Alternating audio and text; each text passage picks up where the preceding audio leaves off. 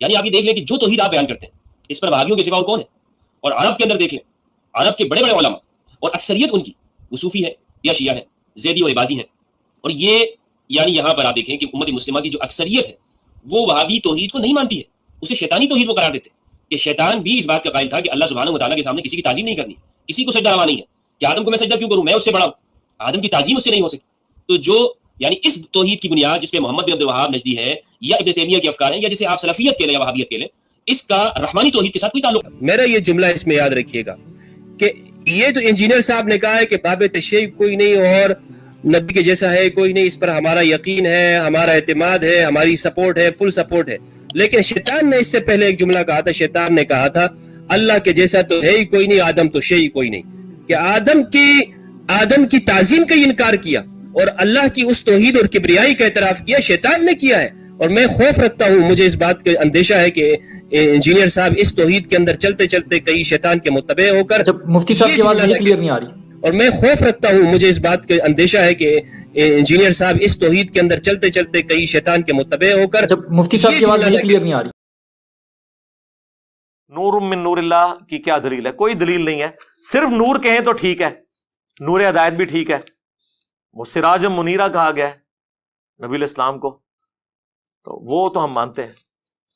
اسلام کی جو پہلی تفسیر لکھی گئی اہل سنت کے ہاں، تفسیر طبری ابن جریر، جس سے ابن کثیر نے سارا کچھ کیا، انہوں نے جو آیت ہے قد جاءکم من اللہ نور و کتاب مبین، سورہ المائدہ کی جو آیت ہے اس کے کانٹیکسٹ میں لکھا ہے کہ یہاں نور سے مراد نبی الاسلام کی ذات ہے. ٹھیک ہے، بالکل ہے، ہم تو بخاری مسلم کو بھی نور مانتے ہیں، صحابہ کے اقوال کو بھی نور مانتے ہیں، لیکن ایز اے اسپیشی نبی الاسلام انسان تھے. مسند احمد میں ہے، دلائل النبوہ کے اندر بھی ہے اور مشکات میں موجود ہے، بالکل صحیح حدیث ہے. نبی الاسلام نے فرمایا میں اللہ کے ہاں اس وقت بھی خاتم النبیین لکھا ہوا تھا جب آدم علیہ السلام ابھی مٹی اور پانی کے درمیان تھے.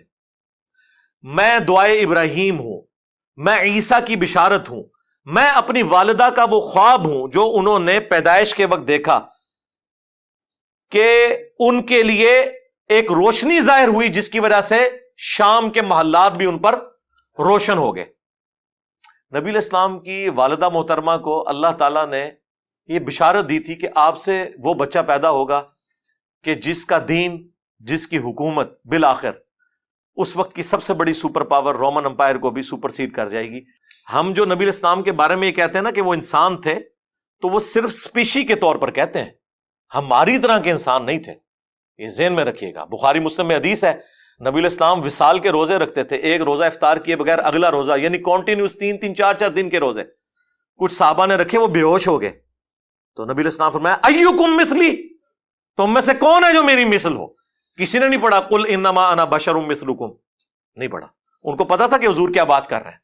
آپ نے فرمایا میں رات کے وقت اپنے رب کے حضور ہوتا ہوں، وہ مجھے کھلاتا بھی ہے پلاتا بھی ہے، میری مثل تو کوئی ہو نہیں سکتا. بخاری مسلم میں حدیث ہے نبی صلی اللہ علیہ وآلہ وسلم اپنی ان 2 آنکھوں کے ساتھ پیٹھ کے پیچھے بھی دیکھ لیتے تھے. ہمیں تو 180 ڈگری سے زیادہ نظر نہیں آتا، وہ 360 ڈگری دیکھتے تھے. آپ کو پیچھے صحابہ کرام نظر آتے تھے نماز کی حالت میں، یہ آپ کا معجزہ تھا. ہماری آنکھیں تو نہیں دیکھ سکتی. بخاری مسلم میں حدیث ہے نبی الاسلام نے نماز کسوف پڑھائی، جو سورج گرہن کی نماز ہے، اس میں چند قدم آگے بڑھے، ہاتھ بلند کیا، پھر واپس کیا. صحابہ نے کہا آج آپ کو ایسا عمل کرتے ہوئے دیکھا جو پہلے نہیں دیکھا. تو آپ نے فرمایا مجھے اللہ تعالیٰ نے جنت دکھا دی اور اس میں میں نے انگوروں کا ایک گوشہ دیکھا، میں نے ارادہ کیا تمہارے لیے توڑ لوں. اب جنت 7 آسمانوں کے اوپر، ہاتھ بھی وہاں تک پہنچ رہا ہے، تبھی تو توڑنے کا ارادہ کیا اور دیکھ بھی لیا. اور پھر فرمایا کہ نہیں، پھر میں نے اسے ترک کر دیا، اور اگر میں توڑ لیتا تو تم ہمیشہ کھاتے رہتے، کیونکہ جنت کی نعمتوں کو فنا نہیں ہے. ایک آپ نے دانا توڑنا تھا، دوبارہ لگ جانا تھا، کوئی جنت کو تو فنا نہیں ہے. لیکن وہ پردہ جو بخاری مسلم میں حدیث ہے کہ جنت کی نعمتیں وہ ہیں جو نہ کسی آنکھ نے دیکھی، نہ کسی کان نے سنی، نہ کسی کے دل پر ان کا کبھی گمان بھی گزرا. تو وہ پردے میں رہی بات. اب نبی الاسلام کی نگاہ مبارک. پھر بخاری مسلم میں حدیث ہے نبی الاسلام کے پسینے سے خوشبو آتی تھی، حتیٰ کہ آپ کا پسینہ لوگ عطر کے طور پر استعمال کرتے تھے، اپنی خوشبو میں ملاتے تھے، اور نبی الاسلام اسے انڈورس کیا کرتے تھے کہ ہاں تم یوز کرو. صحیح بخاری اور مسلم میں حدیث موجود ہے، نبی علیہ السلام کا جو وضو کا بچا ہوا پانی جب صحابہ کرام آپ ایک بڑے تھال میں وضو کرتے تھے نا، تو وہ تھال ضائع نہیں کیا جاتا تھا. وہ حضرت بلال جب باہر لے کے آتے تھے تو صحابہ کرام اس میں سے اپنے جسم کے اوپر تبرکن ملتے تھے. ایک تو بخاری میں صلح حدیبیہ والی حدیث ہے نا، بڑی لمبی، اس میں تو حضور وضو کر رہے ہیں، وہاں تو ڈائریکٹ وہ اپنے چہرے پر اور برکات حاصل کر رہے ہیں. مسلم شریف میں حدیث ہے، نبی علیہ السلام سخت سردیوں میں بھی فجر کی نماز کے بعد جب باہر نکلتے تو مدینے کے لوگ اپنے بچوں اور غلاموں کو بھیجتے تھے برتن اٹھا کے، اور حضور علیہ السلام ہر برتن میں اپنا ہاتھ ڈالتے جاتے تھے برکت کے لیے. اور اخلاق دیکھیں، سردیوں میں کس کا دل کرتا ہے یارا ٹھنڈے پانی میں ہاتھ ڈال، لیکن اب جتنے لوگ آتے تھے حضور کسی کو محروم نہیں لوٹاتے تھے، اور برکت ہوتی تھی اس کی، ظاہر ہے آپ کی مبارک تبرکات کی برکت ہے. آپ علیہ السلام کے ڈائریکٹ تبرکات کی بھی، انڈائریکٹ بھی. ڈائریکٹ تبرکات میں صحیح بخاری میں ایک تابعی کہتے ہیں کہ رسول اللہ کا ایک بال میرے پاس ہونا دنیا اور جو کچھ اس کے اندر ہے اس سے بڑھ کر مجھے محبوب ہے. اور بخاری مسلم حدیث ہے، نبی علیہ السلام نے حج یا عمرے کے موقع پر جب حلق کروایا، اپنے بال منڈوائے تو حضرت طلحہ کو دیے اور کہا صحابہ میں تبرکن تقسیم کر دو. نبی علیہ السلام نے خود تقسیم کروائے اپنے بال مبارک. حتیٰ کہ صحیح بخاری میں آتا ہے، ام سلمہ ہماری جو ماں ہے سلام اللہ علیہا، انہوں نے رسول اللہ کے چند بال ایک ڈبیا سے نکالے اور کہا کہ یہ نبی علیہ السلام کے بال ہیں، ہمارے محلے میں جب کوئی بیمار ہوتا ہے تو ہم اس کا دھون اسے دیتے ہیں، وہ برتن بھیج دیتا ہے تو وہ شفا کے طور پر استعمال کرتے ہیں. یہ صحیح بخاری میں ہے. صحیح مسلم میں اسما بنت ابی بکر نے رسول اللہ کا کرتا نکالا، کالے کلر کا کسروانی تیالسی جبہ جس پہ گوٹ بھی لگی ہوئی تھی، اور کہا کہ یہ نبی علیہ السلام پہنتے تھے، اور یہ سیدہ عائشہ کے پاس تھا، اور ان کی وفات کے وقت میں نے ان سے لے لیا، وہ بڑی بہن تھی ان کی، اور ہم اس کا دھون مریضوں کو شفا کے لیے پلاتے ہیں. اب یہ کرتا تو انڈائریکٹ تبرک ہے، چلے بال تو آپ کہہ سکتے ہیں جسم کا حصہ ہے، کرتا تو جسم کا حصہ نہیں ہے، لیکن اس میں بھی تبرکات ہے. لیکن اس کی بنیاد پہ یہ آج کل کے بزرگ پیر حضرات اور کہتے ہیں یہ عبد القادر جیلانی کا بال ہے. یار حضرت ابو بکر عمر عثمان علی کے بال کدھر ہیں؟ انہوں نے تو تبرکن کوئی جاری نہیں کیا ہے. اور یہاں 2014 کے دھرنے میں ڈاکٹر طیب القادری صاحب اپنا پسینہ پونچھ کے ٹیشو پیپر تبرکن دے رہے تھے، اور پلی یہاں سے لیتے ہیں. الیاس قادری صاحب کتنا عرصہ اپنے منہ سے نکلی ہوئی ہڈیاں اور یہ باقی چیزیں لوگوں کو تبرکن تقسیم کرتے ہیں اور پلی یہاں سے لیتے ہیں. پھر جب ہم یہ کہتے ہیں کہ تم لوگوں نے یعنی عزتیں رسول اللہ کے نام پر اویل کی ہیں، لیکن پھر ڈاکہ مارا ہے ان کی عزت کے اوپر کہ تم نے وہ سارے پروٹوکول اویل کیے ہیں. کیا خلفائے راشدین بھی یہی کچھ کرتے تھے نبی علیہ السلام کی احادیث کی بنیاد کے اوپر؟ انس بن مالک کہتے ہیں میں نے آج تک، بخاری مسلم کے الفاظ ہیں، کوئی ریشم اور دباچ ایسی نہیں چھوئی کہ جو رسول اللہ کے ہاتھ سے زیادہ نرم ہو. اور آپ علیہ السلام کے ہاتھ کی خوشبو ایسی تھی گویا کوئی عطر دان جو ہے وہ اپنی وہ صندوقچی کھولے تو اس میں سے وہ ساری ہوا اور فضا بنتی ہے. نبی علیہ السلام کے مبارک ہاتھوں سے ایسی خوشبو آتی تھی. مطلب یہ نہیں کہ آپ کی زندگی کو پیروں والی تھی تو اس لیے ہاتھ نرم تھے اتنے، نہیں، آپ نے تو بڑی ٹف لائف گزاری ہے. صحیح بخاری میں آتا ہے نبی علیہ السلام نے بھیڑ بکریاں بچپن میں چرائی ہیں. یہ اللہ نے معجزہ دیا تھا کہ آپ کے ہاتھ مبارک بہت نرم تھے. تو ہاتھ مبارک ہوں، آنکھیں ہوں، کان مبارک ہوں، تھوک مبارک کے تو کتنے معجزات ہیں بخاری مسلم میں کہ آپ نے لعاب دان ڈالا ہے کسی کھانے میں تو 10 کا کھانا جو ہے وہ 300 کو کفایت کر گیا. ٹھیک ہے. بخاری مسلم میں غزوہ حنین کے موقع پر بس ایک مٹھی بھری ہے زمین سے کنکریوں کی، 12,000 کا لشکر بھاگ گیا نبی علیہ السلام کے ساتھ جو تھا، صرف 80 بندے آپ کے ساتھ رہ گئے، اور آپ آگے بڑھ کر کہہ رہے ہیں انا النبی لا کذب انا ابن عبد المطلب، میں نبی ہوں اس میں کوئی شک نہیں، میں عبد المطلب کا بیٹا ہوں. اور پھر آپ نے یوں جب مٹھی ان کی طرف پھینکی تو ساروں کی آنکھوں میں جا کے وہ کنکریاں پڑی اور وہ اندھے ہو گئے اور مسلمانوں کو اللہ نے فتح دے دی. تو اس طرح کے معجزات. پھر بخاری مسلم میں حدیث ہے نبی علیہ السلام صلح حدیبیہ کے موقع پر جب پانی نہیں تھا، ایک برتن میں تھوڑا سا پانی جمع کیا صحابہ نے، آپ نے اپنی مبارک انگلیاں اس میں ڈالی. صحابہ کہتے ہیں پانی کے چشمے جاری ہوئے. جابر بن عبداللہ سے وہ تابعی پوچھتے ہیں آپ لوگ کتنے تھے؟ انہوں نے کہا ہم 1500 تھے. 1,00,000 بھی ہوتے تو وہ پانی زیادہ تھا. 1500 نے پانی پیا، سٹور کیا، جانوروں کو پلایا. تب بھی وہ ایک کولے میں جو نبی علیہ السلام نے مبارک ہاتھ رکھا تھا نا، وہ پانی ختم نہیں ہو رہا تھا. وہ پتہ نہیں اللہ نے کیا اس کے ساتھ چین جوڑ دی. مسلم شریف میں حدیث ہے کہ حضرت عمر فاروق رضی اللہ تعالیٰ عنہ نے ایک سفر کے دوران حضور سے کہا کہ کھانے پینے کو کچھ نہیں ہے تو ہم کچھ جمع کرتے ہیں، آپ برکت کی دعا فرمائیں. تو ایک برتن لا کے رکھا گیا، آپ نے اپنا ہاتھ رکھا. اچھا یہ ذہن میں رکھیے گا، یہ کریشن ایکس نہیلو کبھی نہیں ہوئی ہے. جب بھی ہوا ہے نا تو یہ کہ کھانا تھا اس میں لعاب ڈالا، برتن تھا پانی والا اس میں ہاتھ ڈالا، زیرو سے کبھی سٹارٹ نہیں ہوا. یہ اللہ کی کوالٹی ہے. ہاں عدم ماس سے وجود. چیزوں میں برکت وہ اللہ تعالیٰ مخلوق کے ذریعے کرواتا ہے. لیکن یہ ساری عقیدتیں نبی علیہ السلام کے ساتھ صحابہ کرام کی اس وقت تک تھیں جب تک نبی علیہ السلام دنیا میں تشریف فرما تھے. بخاری مسلم میں ہے کہ بارش نہیں ہو رہی، آ کے دعا کروائی ہے، بارش ہو گئی ہے.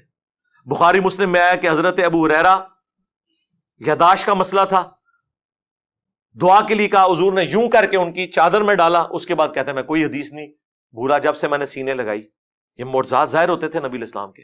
صحیح بخاری میں آیا آپ علیہ السلام نے ایک صحابی کی پنڈلی ٹوٹ گئی، اپنا مبارک ہاتھ پھیرا. وہ کہتے ہیں اس طرح ہوگی کہ اس سے پہلے کبھی یعنی ٹوٹی ہی نہیں تھی. اب یہ سارے وہ معجزات تھے جو نبی علیہ السلام کی مبارک زندگی میں صحابہ کرام اویل کرتے تھے. لیکن جیسے ہی نبی علیہ السلام کی وفات ہوئی ہے، آپ کی قبر پہ جا کے کبھی کسی نے نہیں مانگا، بلکہ اس کے الٹ ملتا ہے. صحیح بخاری 1010 نمبر حدیث ہے 1010. حضرت عمر کہتے ہیں انا کننا نتوسل الیک بنبینا، اے اللہ پہلے ہم تیرے نبی کے توسل اختیار کرتے تھے، تیری بارگاہ میں پیش کرتے تھے ان کو، وہ دعا کرتے تھے، ان کی دعا کی برکت سے بارش نازل ہوتی تھی. اب ہم تیرے نبی کے چچا کو لے کے آئے ہیں، ان کی دعا کی برکت سے بارش نازل فرما دے، اور وہ پھر بارش نازل ہو جاتی تھی. تو نبی علیہ السلام کی وفات کے بعد لوگ قبر کے ساتھ نہیں عقیدہ وہ وابستہ کیے ہوئے تھے. یہ بریلوی حضرات جتنی باتیں کرتے ہیں نا یہ بالکل درست ہیں.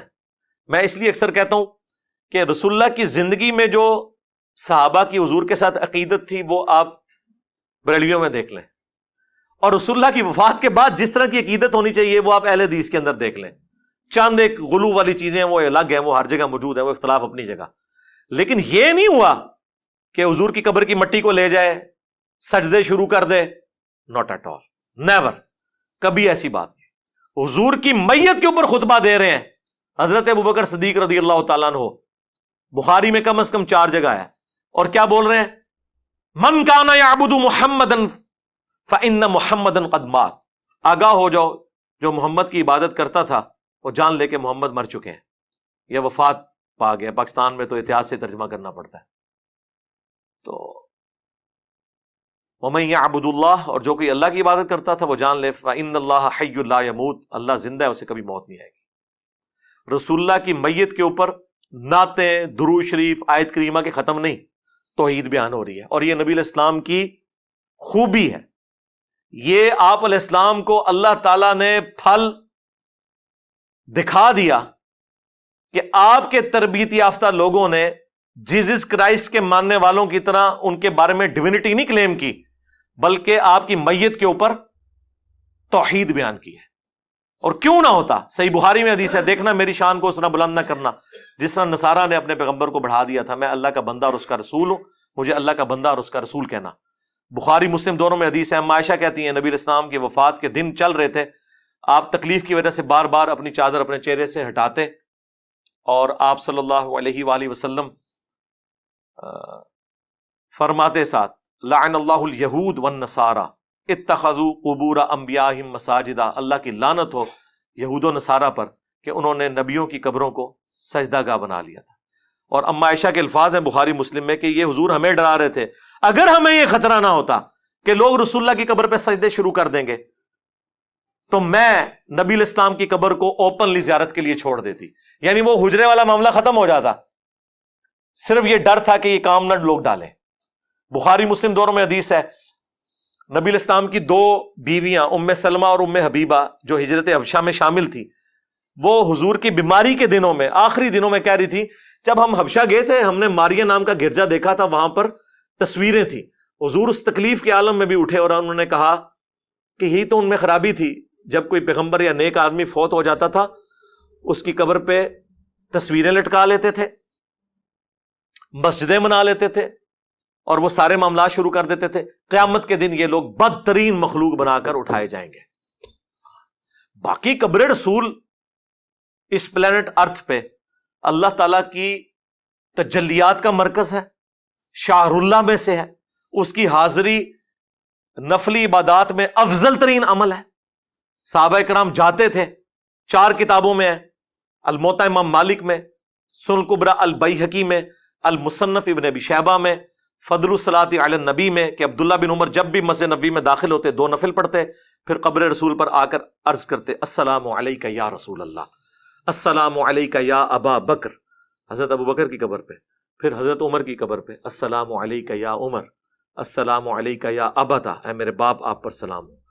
وہ فضائل اپنی جگہ ہیں, اس سے تو کوئی انکار کر ہی نہیں سکتا. کوئی بدبخت ہی ہوگا جو ان چیزوں کا انکار کرے, لیکن غلوف سے بچنا ہے. لا تغلو فی دینکم ولا تقولوا علی اللہ الا الحق, دین میں غلو نہیں کرنا, اور اللہ پہ بھی وہی بات کرنی ہے جو حق پر مبنی ہو. دیکھیں ابو داؤد میں حدیث ہے, سنن ابن ماجہ میں ہے, ایک صحابی نے حضور کو سجدہ کیا, آپ نے فرمایا سر اٹھا کیا کر رہے ہیں؟ ان کا یا رسول اللہ ہیرا نامی جگہ پر گیا تھا, وہاں لوگ اپنے سردار کو سجدہ کرتے ہیں, آپ تو اللہ کے نبی ہیں. آپ نے فرمایا جب میں فوت ہو جاؤں گا اور تم میری قبر سے گزرو گے, کیا میری قبر پہ بھی سجدہ کرو گے؟ کہا نہیں یا رسول اللہ. تو فرمایا پھر مجھے کیوں سجدہ کر رہے ہو؟